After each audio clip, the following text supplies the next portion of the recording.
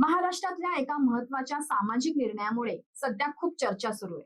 राज्याचे उपमुख्यमंत्री अजित पवार यांनी प्रशासनाला थेट आदेश दिलाय की कोकणवासियांसाठी चाकरमानी हा शब्द आता वापरू नये. ही मागणी कोकणवासियांच्या काही संघटनांनी केली होती. त्यांनी सांगितलं की चाकर म्हणजे नोकर किंवा सेवक आणि मानी म्हणजे मानणारा असा अर्थ असला तरीही हा शब्द कोकणवासियांसाठी अपमानकारक आहे. विशेषतः कोकणातून मुंबई किंवा इतर शहरांमध्ये स्थायिक झालेल्या लोकांसाठी हा शब्द वापरणे त्यांच्या सांस्कृतिक ओळखीवर आणि स्वाभिमानावर प्रश्न निर्माण करतो.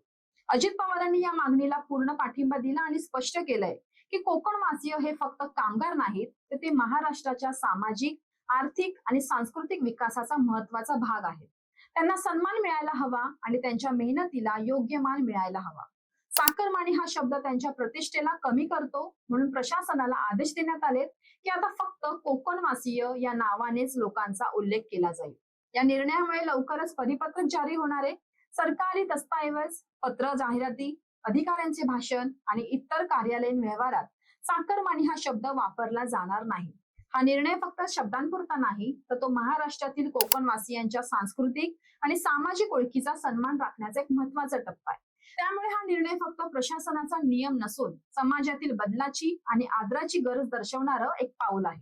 तुम्हाला वाटतं का की हा निर्णय कोकणवासियांच्या स्वाभिमान आणि सन्मानासाठी योग्य आहे? तुमचं मत आम्हाला कमेंट्स करून नक्की सांगा.